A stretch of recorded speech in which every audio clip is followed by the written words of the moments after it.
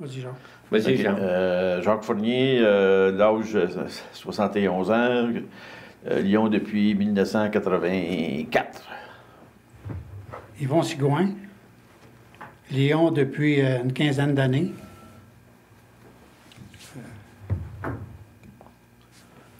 Ton âge? Ah, puis mon âge, 75 ans. Moi, Armand des Trois-Maisons, je suis Lyon depuis 1978, puis j'ai 76 ans. Je pense que je suis le doyen des trois. Oui, mais doyen, pas longtemps avant moi. Ben oui, c'est ça. On est de la même âge. Ouais. OK.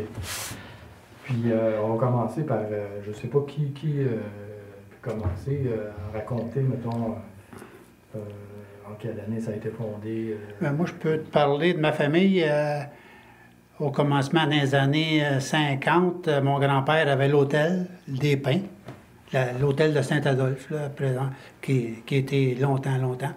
Puis mon père avait le magasin général à côté, qui est le magasin présentement au centre du village. Ça, c'est la famille des Sigouins. OK. Une des familles de Saint-Adolphe, des premières familles. Les familles fondatrices qu'on appelle. Lorsqu'on avait fait le centenaire, moi j'étais dans le comité culturel, puis j'étais aussi dans l'organisation du centenaire. Puis la famille Sigouin, ce n'était une famille bien importante, avec Graton, Bertrand, etc. C'était des familles fondatrices de Saint-Adolphe. Puis vous, Jean, côté d'une famille, là, c'est... Ben, moi, je ne suis pas natif de Saint-Adolphe. Vous êtes pas natif. Non, Vous êtes moi, je suis de originaire Montréal. Je suis arrivé ici en 1980. 80. Ouais. Puis Armand. Moi, je suis arrivé ici par ricochet. Je sortais avec une fille qui avait un chalet en 1961 au lac Sainte-Marie, fait que là, au domaine Bastien. Fait que là, je viens ici depuis 1961, mais je suis permanent seulement depuis 1978. Le club a été fondé en 1977. La présentation de la charte a eu lieu en l'automne... durant l'été 1977. Puis qui a eu l'instigateur de... C'est Jacques Charbonneau. Jacques Charbonneau, qui était un des lions de différentes places avant. Puis il a décidé, avec l'aide de Jean-Claude Massy, d'aller chercher au moins une vingtaine de membres. Puis là, c'est là que la formation du club s'est faite en 1977 avec 22 ou 25 membres. Là. OK. Puis, il reste encore un lion fondateur qui est encore membre du club, c'est Robert Gauthier. Ouais. C'est lui qui est propriétaire du dépanneur Robert Gauthier. C'est ça. Lui, c'était un membre fondateur, puis c'est ça. Il est encore membre aujourd'hui. C'est le plus vieux membre du club. Okay. Il y a un autre aussi, c'est Gilles Bertrand, de la famille Bertrand. Mais Gilles, maintenant, il est malade, puis il ne peut plus participer aux activités du club. La première mission du club, c'est d'aider les gens qui ont des difficultés visuelles. Parce que en 1917, lorsque le club s'est formé à Chicago, avec la participation de Melvin Jones, on ne s'occupait pas du tout des aveugles. On disait, ben là, ces gens-là, ils peuvent rien faire parce qu'ils sont aveugles. On les mettait dans un coin, dans une chambre, sans aide. Donc, c'est là que Melvin Jones, avec 6 autres personnes, ont décidé de s'occuper des aveugles. Puis ils ont formé un groupe, il était 7. Puis ces 7 personnes-là ont permis à l'organisation qui ont nommé Club Lyon de faire des premières interventions auprès des gens, pas uniquement des jeunes, non, des gens qui étaient aveugles. Ils ont commencé par leur faire apprendre à marcher avec une canne blanche. C'est là qu'a commencé l'organisation pour les aveugles. Puis après ça, on leur a fait apprendre le braille, et ainsi de suite. Là, maintenant, on est rendu que il y a toutes sortes de programmes. dont le programme Chien Guide. On leur donne un chien pour leur permettre de se déplacer. Puis ces chiens-là, lorsqu'ils sont donnés aux aveugles, sont des chiens qui sont sécures parce qu'ils ne traverseront jamais à une lumière rouge. Donc, lorsque le club de Saint-Adolphe, si je peux en parler, on a participé à 3 chiens guides. Le premier, c'est avec notre club parrain de Laval. Et les 2 derniers chiens qu'on a donnés, c'est uniquement avec l'International.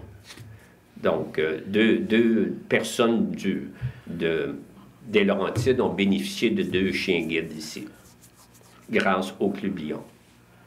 Le premier chien guide, c'est M. Dufour. Lui, son chien, à un moment donné, est décédé. Puis il a décidé de pas... Il est encore vivant. Il a décidé de ne pas avoir un autre chien parce qu'il a eu trop de peine lorsque son chien est mort. Tandis que M. Bisson, je pense, le deuxième, là, lui, c'est l'aveugle qui est décédé. Puis lorsque lui est décédé, le club international a redemandé qu'on leur donne le chien. Il est parti à l'école des chiens guides, là. Ben, c'est ça, c'est qu'en fait, il y a l'école des chiens guides, il y en a une à Rochester, New York, puis l'autre est à l'Ontario, je me souviens plus à quelle ville, je pense que c'est Kingston. Ou Oakville, ah ouais, excusez, c'est Oakville en Ontario, puis ces places-là, ils entraînent les chiens guides. Alors, lorsque quelqu'un est assigné pour avoir un chien, à ce moment-là, il va sur place pendant au moins 2 semaines pour aller s'acclimater avec le chien, là, pour être sûr qu'il y a compatibilité. Alors, quand ils partent de là, les chiens sont bien entraînés, puis ils sont assurés que les deux vont... autant l'aveugle que le chien, il y a compatibilité entre les deux. Ah, ouais. Parce que nous, les 2 aveugles, là, sont allés tous les 2 à Rochester, Michigan, pour aller chercher leur chien.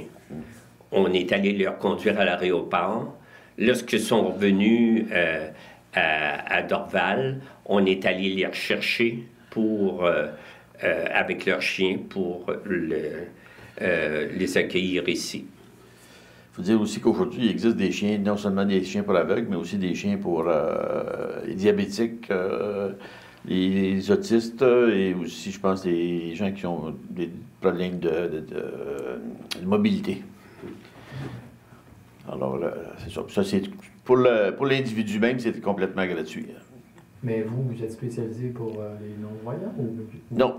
Il peut y avoir... c'est ça. Il s'agit de faire une demande au Club Lion International, puis c'est eux autres qui s'occupent de ça. OK. Bien, c'est Jacques Charbonneau. Jacques Charbonneau, lui, compte tenu qu'il avait vécu dans différents endroits dans la province de Québec, avait côtoyé plusieurs clubs Lion. Donc, il s'est dit, le Saint-Adolphe, c'est un endroit touristique, mais c'est un endroit où il fait bon rester. Donc, lorsqu'il est déménagé ici, il a décidé de former le club parce qu'il voyait que le club était capable de faire quelque chose de positif dans la municipalité. Lorsque s'est formé le club des Lions, là, c'était un club qui donnait plein de services. On faisait des paniers de Noël pour les personnes à l'entour de Noël, là. Ensuite, on faisait des bingos, on faisait un tombola, on faisait un marché aux puces pour ramasser de l'argent. Carnaval d'hiver, c'est nous. Carnaval d'hiver, à chaque année. Des levées de fonds. Des levées de fonds. Des levées de fonds aussi, là. Des levées de fonds pour ramasser des sous. Remettre à la société. Pour donner après. Ouais. OK. Puis autour de la table, quand ça s'est fondé, là, il y avait combien de personnes? Il y avait 22 personnes, 22 ou 23 personnes, j'ai ça ici, là. Il était plus que ça, il était 40, ça, sur la chatte. Non, 40 sur la chatte, la demande de chatte, là. Il y avait beaucoup de monde, avec au moins 40 personnes. Je vais dire ça, là. Mais tu sais, c'est ça, c'était quand même... ça a commencé quand même... Ça a commencé fort. Oh, oui, ça a commencé fort. Mais c'est sûr que sur 40 personnes qui ont signé pour Il y a- la charte, il y a- ils mais n'étaient pas c'est tous tout le actifs. monde qui ont adhéré au club. Après, il y en a plusieurs Ah, qui peut-être. avaient signé comme quoi, mais le club, je pense, je peux... Ça, c'est quoi? C'est un registre?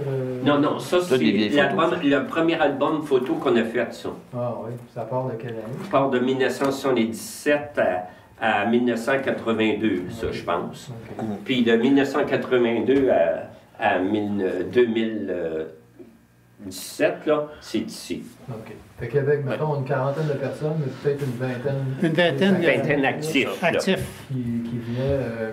c'est quoi les réunions? C'est une fois par mois? Ouais. Deux fois par mois. 2 fois par mois. Fait qu'il y avait une vingtaine de personnes qui étaient impliquées dans la communauté. Puis on parle dans quelles années déjà? 117, aller à... 77. 117 à aujourd'hui. là. OK. Tu sais, dans les années 80, là, on était 43 membres. Là. Hein? Ouais. OK.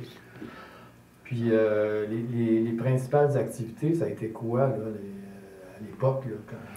Mais il y avait Ben, la les, plus grosse activité, c'était le carnaval d'hiver. les Carnaval carnavals. d'hiver, c'était... Ça a duré plusieurs années? Oui. Oh, oui, oui. oui, oui. Oui.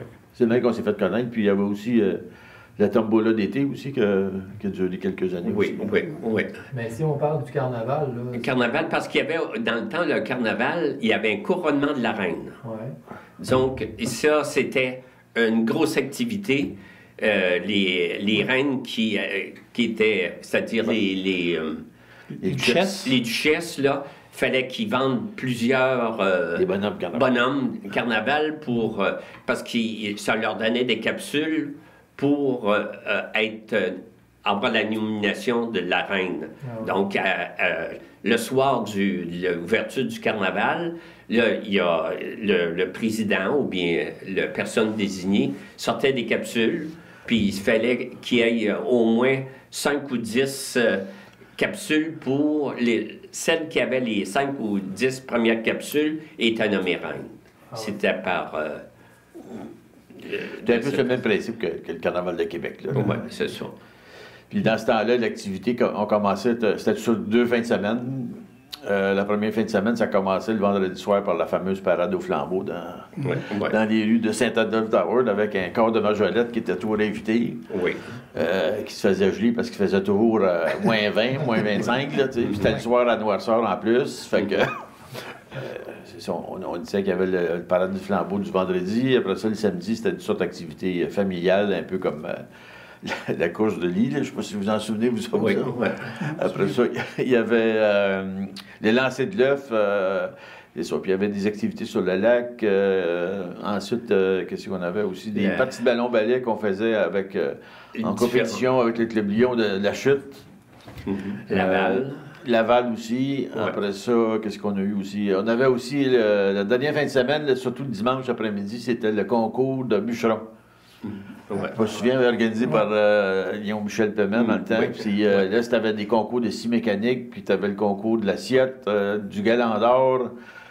La En tout cas, hache. la hache, en tout cas, toute activité reliée avec ce que les bûcherons faisaient. Là. Puis tu avais des gens qui venaient de partout des Laurentides, parce que c'était surtout la compétition de scie mécanique. Là. C'était fort. Ça, c'était fort. Les gars, ils arrivaient avec des scies à chaîne boostées. Là. Ça va lui qui était le plus rapide. Puis c'était vraiment bon, cette compétition-là.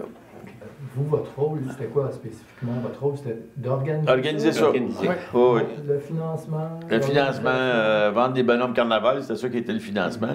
Ouais. Chacun fallait qu'il porte son bonhomme carnaval, puis c'est ça. Il fallait tout organiser ces activités-là, les recruter le monde, puis les attirer le monde. En fait, c'était pour mettre de l'animation dans le village, pour que les gens participent, surtout en hiver. À un moment donné, les jeunes, dans ce temps-là, pas tout le monde qui faisait du scalpin. Puis je pense que même qu'on a la piste de scalpin dans ce temps-là, je pense pas sûr que ça fonctionnait bien non plus. Non. Dans ces années-là. Ouais. Fait que c'est ça, c'était pour mettre de l'animation dans le village. OK. Puis, Le club aussi supervisait le gros château de glace derrière, Ah oui, c'est vrai. On faisait toujours un derrière chant le de centre glace. communautaire. là. Ouais. Il y avait un gros château de glace avec des chapiteaux, avec Ouais, c'était Des gros. glissades aussi pour les jeunes. des glissades pour les jeunes. C'était un très gros événement à Ouais. chaque année.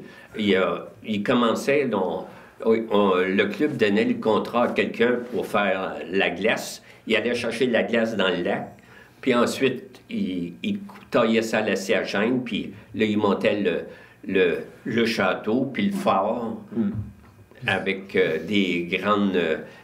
on avait fait faire des grandes coupoles rouges, là, pour permettre que le château soit... Il y avait des petits toits là-dessus, là. Puis, cette organisation-là, ça prenait beaucoup plus que les membres du Lion, là? Non, on s'organisait entre nous autres. Dans ce temps-là, on avait une vingtaine de membres qui étaient actifs. Là, puis c'était la gang, on se séparait les jobs. Là. Mais on était actifs pendant ces 2 fins de semaine-là, par exemple. Tout le monde donnait un coup de main. Là, puis, c'est ça, la construction des je sais pas s'il y avait des... Bien, la construction du château, puis la forteresse qui se faisait, là, c'était Régent Saint-Hilaire avec sa gang là, qui faisait ça. Oui, ça, c'était donné à contrat. Ça donnait à contrat. Le club a ramassé de l'argent, puis on était capable de faire le... OK. Puis à travers ça, la municipalité, est-ce qu'elle s'impliquait ou il y avait-tu... Bien, il donnait une subvention. Oui, il donnait une subvention. Okay. Puis, est-ce qu'il y avait des bénévoles autour de ça aussi? Le bénévole qui a travaillé le plus, là, c'est... comment il s'appelle donc? Serge Lantier.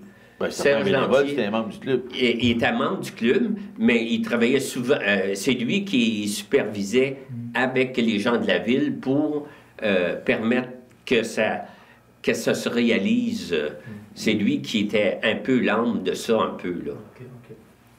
Bon, puis après ça, il y avait quoi comme activité? Vous avez parlé d'une activité d'été tantôt, là? Oui, le tombola. Il y avait une tombola. Ça, c'était une fin de semaine. Ouais. Ça, c'était une activité qui demandait beaucoup aussi, cette fin de semaine-là. C'était à partir du vendredi soir. Il fallait monter des kiosques avec des jeux d'adresse, par exemple. Là, comme tu vois partout dans les tombolas, là, qui lançaient des fléchettes, puis ils gagnaient des toutous, des choses comme ça. Là. Fait que, il y avait ça. Puis aussi, dans ce temps-là, les femmes des membres organisaient une espèce de vente à l'encan de linge, puis de toutes sortes de... Pas juste du linge, mais tout ce qui ramassait dans le village, de vieux meubles, etc., là, pour faire une vente à l'encan, c'est ça, de ces choses-là. Là. OK. Fait que ça occupait pas mal une grosse fin de semaine, ça. Et aussi, pour le Noël, le club, on donnait des cadeaux à chaque enfant de la paroisse qui se présentait. Il y avait une reine, pas une reine, mais une fée, puis un bonhomme, bonhomme Père Noël qui donnait des cadeaux à tout le monde, Tous les enfants. à tous les enfants du village, puis c'est le club qui payait ça. Là. OK. C'est comme ça se passe encore? Oui, ça se fait encore. Oui, mais c'était le club Lyon qui faisait ça dans le temps. Ouais. Puis on donnait aussi des paniers de Noël à des gens qui avaient besoin. Démunis. Démunis, c'est ça. Effectivement. Ça, c'était combien d'activités par année là, que vous faisiez? Là, mettons, dans une année, vous faisiez combien d'activités en moyenne? Là? Bon, je dirais peut-être, dans ce temps-là, peut-être 5-6. Oui, 5-6. C'était quand même gros. Il y avait 2 majeurs, puis après ça, il y avait d'autres petites choses alentour, comme des soupers spaghettis, peut-être une soirée dansante au printemps. Une à l'automne. L'Oktoberfest. Oui, l'Oktoberfest aussi. Ben oui, on avait une à l'automne. Ouais. Puis comment ça se passait à l'époque, dans les années 70, justement? Comment ça se passait? Il y avait c'était plus dynamique, j'imagine? Il y avait beaucoup d'achalandage. Les gens répondaient beaucoup. C'était fort dans ce temps. C'était fort parce que les gens, la grande majorité des membres avaient leur groupe d'amis, puis les amis venaient tout le temps à nos activités. Puis les gens du village aussi participaient parce que c'était une des seules activités il n'y avait pas 5-6 activités formées par les loisirs de Saint-Adolphe. Dans ce temps-là, les loisirs, là, ça s'arrêtait seulement à des parties de ballon, puis d'hockey cosum, puis tout ça, là. C'est les Lions qui faisaient les activités dans le village dans ce temps-là. OK. Les activités sociales, surtout. Les activités sociales. Oui, c'est ça. Puis ça rassemblait beaucoup de monde. C'est ça. Ouais. Dans les années 80, c'était surtout ça. Ça a marché très fort. À partir de C'était les grosses 77, années. après ça, dans les années 80. Milieu des années 90, là, ça a été plus tranquille. Connu un bas pas mal. Même au niveau du membership, là, ça avait baissé pas mal. Et puis après ça, dans les années 2000, on a réussi à remonter tranquillement. Puis en moyenne, aujourd'hui, s'il y avait 20... On est à peu près une vingtaine de membres. Début de vingtaine de membres, là, c'est ça. Puis les activités, c'est différent, par exemple? Il n'y a plus de carnaval? Non, on ne s'occupe plus du carnaval. Disons, aujourd'hui, ouais, c'est plus tranquille. On fait une activité... La marche du cancer. Oui, c'est ça. La marche du cancer, ça fait plusieurs années que ça fonctionne. Oui. Ouais, collecte La de sang. clinique de sang. Clinique Emma de sang. Québec, là, c'est nous qui sont l'organisme responsables. qui Ouais. s'occupe de la clinique Emma Québec. On s'oriente plutôt vers la mission des Lions. Avant ça, on avait la mission des Lions, mais on avait fait aussi le social. Plus de social, oui, c'est ça. Là, Quoique cette année, on a organisé, cet automne, on a organisé un méchoui, hein, qui quand Ouais, même a été ouais. bien... C'était très- fort, On a eu c'était 200 bon. personnes qu'on a... Ouais. Ben, nous, c'est-à-dire, nos activités, c'est pour ramasser des fonds. Levé de fonds. L'idée important aussi qu'on fait, c'est la vente des gâteaux aux fruits. Là. Ça, Ouais. on en vend au moins 1500 par année, dans le temps des fêtes. Oui, oui. C'est Fait que ça, c'est une grosse source de financement, ça, Ouais. ces gâteaux aux fruits. Là. Puis, des gâteaux aux fruits des Lions, c'est connu partout au Québec, là, parce qu'il n'y a pas juste ici là, que ça se vend, ça se vend partout. Ça. Fait que ça, On c'est a une bonne vendu source de 50 financement caisses. aussi. 50 caisses cette année. Ouais. Hein? 50? Au moins 50. Ouais, un petit peu plus que 5. Mettons 60, Ouais. 65 caisses. Ouais. là. À 10 par caisse. Fait que c'est à peu près la moitié de ce qu'on faisait autrefois. Pourquoi vous êtes revenu à la mission de base des Lions? Parce que Parce on qu'on a est trop vieilli. vieux. On a vieilli. Puis aussi, on ne veut pas faire les activités que les loisirs font maintenant. Là. C'est pas notre tâche, nous, de faire du social là, pour Ouais, c'est permettre les rencontres sociales des gens. Là. On est là pour donner des services. Le Club Lyon, c'est un club de services pour aider les personnes qui ont besoin de nos services. Ouais. Fait que vous êtes On fait plus ça Ouais. que... On essaie de ramasser des fonds, surtout aujourd'hui, pour distribuer pour, par exemple, l'achat de lunettes pour des jeunes ou des adultes qui sont dans le besoin, qui n'ont pas les moyens de se les payer. On donne aussi pour le camp Carawanis à Sainte-Agathe, qui est un camp parrainé par les Lions du Québec au total. Là, qui, Diabétique. c'est ça. Les autres, ils s'occupent des enfants diabétiques. Parce que aujourd'hui aussi, une des missions du Club Lyon, c'est les diabétiques. Même, ça l'était autrefois aussi, mais ça a pris beaucoup d'ampleur parce qu'aujourd'hui, cette maladie-là prend de plus en plus de place. Là. Il y a de plus en plus de gens qui sont atteints de cette maladie-là. Fait que on donne pour ça aussi. Puis les chiens guides, ça continue. Alors, il y a beaucoup d'argent qui est donné, surtout pour ces œuvres-là. On aide aussi tous les organismes, mettons, les femmes en détresse. On leur fournit de l'argent pour leur aider à maintenir leur programme. Disons qu'on... Juste par l'entremise, par exemple, de l'ombrelle à Sainte-Agathe. L'ombrelle, C'est pas directement, on ne donne pas directement aux individus, il faut passer Non. par des organismes. on donne aux organismes, dans le milieu. Ouais.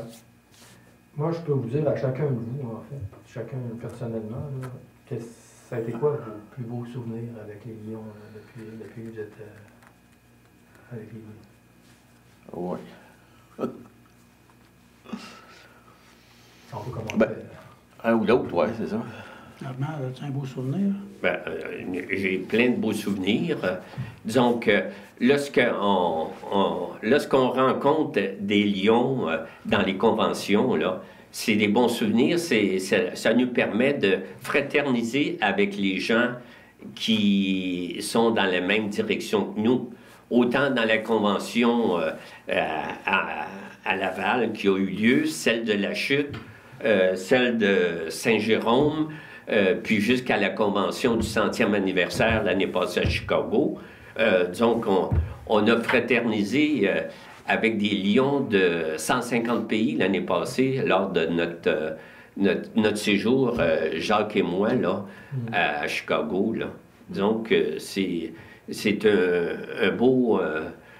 un beau souvenir dans nos activités. Naturellement que c'est vis-à-vis les lions, mais on a eu des bons souvenirs, plein de gens qui sont venus nous rencontrer depuis que le club existe, parce qu'on a toujours eu c'est-à-dire des invités qui venaient nous parler de leur activité, puis on adhérait à leurs demandes. Donc, on a eu aussi des rencontres extraordinaires avec ces gens-là, là, comme la Société canadienne du cancer, EMA Québec, et ainsi de suite, pour en nommer seulement quelques-unes. Comme l'année passée, un groupe de Français sont venus nous visiter, était une dizaine, 10, 12. Ouais. Là, on a fait une grosse soirée, le vin. Ils avaient amené du vin de la France, puis on a eu beaucoup de plaisir. Hein? Oui. Tous les lions de Saint-Adolphe avec les lions de la France. C'était une belle soirée, c'est ça, c'est des beaux souvenirs. C'est ça.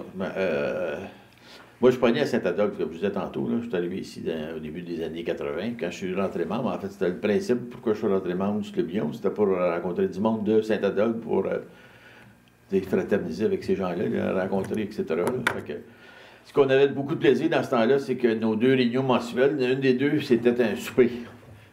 Et l'autre du souper, bien, c'était très agréable parce que là, on discutait avec nous autres, on faisait des jeux. Puis c'était toujours une soirée très agréable, surtout quand à un moment donné, il y avait aussi de temps en temps des soirées, ce qu'on appelait mix, parce qu'au début, le Club Lion, c'était masculin. Mais dans ce temps-là, on avait au moins 2 ou 3 soupers par année qu'on pouvait inviter nos conjointes à ce moment-là. Fait que ça aussi, c'était des soirées agréables. Maintenant, c'est mixte, là, il y a autant d'hommes que de femmes. Fait que, mais les soupers des lions, ça a toujours été une partie de plaisir dans ce temps-là. Alors, c'était l'occasion, justement. Ce qui était le fun avec le Club Lion, c'était comme même chose pour le carnaval. Quand on faisait le carnaval, ce qui était le fun, c'est que tu travaillais ensemble avec d'autres lions qui sont résidents de Saint-Adolphe. Fait que c'était une bonne camaraderie qu'il y avait dans ce temps-là. C'était ça qui était agréable. Tu venais dans le Club Lion, en fait, tu venais travailler pour ramasser des fonds, mais tu venais aussi en même temps t'amuser, c'était ça qui est important. Parce que si tu t'amuses pas, tu vas rester chez vous, tu vas dire on passe à d'autres choses. Mais c'est ça, c'était autant social que du bénévolat, parce que ça aussi, quand on organisait des activités, qu'on ramasse des fonds, puis fait de la distribution de fonds à des organismes ou à surtout ici dans la communauté, mais tu es content des fois, comme tu regardes aujourd'hui, il y a une glissade pour les enfants que c'est le Club Lion qui a donné, qui est quand même une glissade qui a coûté 20 000 là, c'est quand même quelque chose qui est majeur. On a une sculpture que Armand a faite, donc il reste encore des... Il y a le local ici, là. En fait, ce local-là, c'est une ancienne bâtisse qui était autrefois donnée par la base militaire à la municipalité, puis c'est quand même le Club Lion qui s'en est occupé pour l'RNIP, puis qu'elle est fonctionnelle aujourd'hui. Oui, c'était un gros projet.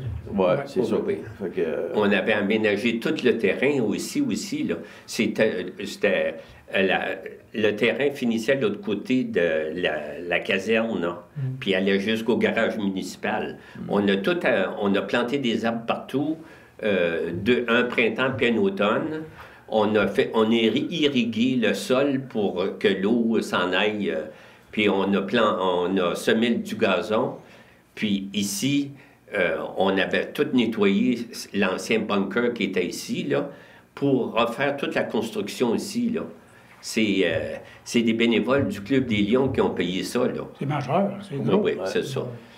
Et aussi, le Club des Lions, dans les années 80, on a mis sur pied la maison là, des personnes âgées. Là, comment ça s'appelle? Là? la résidence... La résidence... La résidence C'est la rue Préfontaine, hein? sur la rue Préfontaine, non? Il y a c'est un 20 logements. Il y a 15 ou 20 logements, là. Ah, OK. C'est ça. C'est le Club des Lions qui a parrainé ça avec des fonds qu'on a eu du gouvernement, là. Mais c'est le Club des Lions qui est à la base de tout ça, là. OK. Ouais. Quand vous dites que vous avez eu des fonds du gouvernement, c'est vous qui faites C'est le Club Lyon qui s'est organisé pour faire la demande, puis la faire réaliser, puis tout ça. Puis vous, M. Simon, vos souvenirs? Ah, ben moi, comme je vous disais tout à l'heure, j'ai bien aimé la soirée des Français, là. Oui.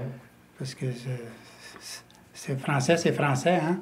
Ils ont toujours des belles histoires à raconter, puis c'était bien agréable de les recevoir. J'ai bien aimé. J'ai bien aimé ça. Je vais vous poser une dernière question. Ça va vite, dernière question. Ce serait quoi vos souhaits pour le club dans l'avenir?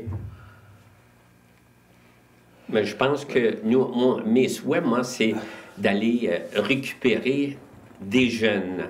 Parce que nous, là, les membres du club, là, on est en train de vieillir. Puis si on ne récupère pas des jeunes, le Club Lyon va disparaître. C'est d'aller chercher des jeunes pour qu'ils prennent notre place parce qu'à un moment donné, nous, on va être obligés de léguer aux plus jeunes. Si on veut que... Ça continue. Ça continue, puis c'est essentiel dans une MRC. On est le seul club qui reste. À Monson, nous étions 3 clubs dans la MRC des Pays d'en haut. Puis là, on est rendu le seul club qui dessert toute la population alentour, là, pour les services des demandes pour les lunettes et toutes les autres demandes qu'on demande de la part qui est en demande au Club Lyon. On est le seul club. C'est moi, là... C'est la relève. C'est la relève. Je pense que oui. Je pense qu'il faut y aller avec ça. On a commencé, d'ailleurs, on a 2-3, là. Oui. Jeunes qui commencent, 35, 40, là. Fait qu'il faut continuer, parce que, comme on dit, nous autres, on est dans les 75, là. Ça s'en va par là. Ouais, c'est ça. On ne pourra pas faire ça jusqu'à 90. On a un membre qui est 94. Non, non, 80. Il va avoir 97 là, cet été, là. C'est Lyon, Laurent Tremblay. Il a 97 ans. Il vient plus aux réunions, mais lui est membre à vie. Lors de... il y a une quinzaine d'années, j'avais demandé au Lyon International de le nommer membre à vie. Compte tenu de son implication dans le Club des Lions, il a reçu l'assentiment des clubs internationaux, il est membre à vie. Même s'il ne vient plus aux réunions, il est membre quand même. En fait, c'est ça. Notre grand défi, c'est le recrutement. Essayer de trouver des nouveaux membres. Là. Avec, essayer de continuer quand même que le club soit encore présent à Saint-Adolphe d'Howard pour de nombreuses années parce que c'est réellement une très bonne contribution, surtout pour autant les organismes que les individus qui sont dans le besoin, qui peuvent recourir à nos services. Là. Fait que c'est important pour nous autres de faire du recrutement. C'est ça qui est notre grand défi. Depuis les dernières années, l'ancien président américain Jim Carter, lui est à Lyon. Il reste membre Lyon, mais lui avait déjà une fondation. Puis sa fondation, maintenant, sert à payer tous les vaccins dans les pays où c'est nécessaire à donner aux enfants. Donc, la rubéole, la tuberculose, tout ça.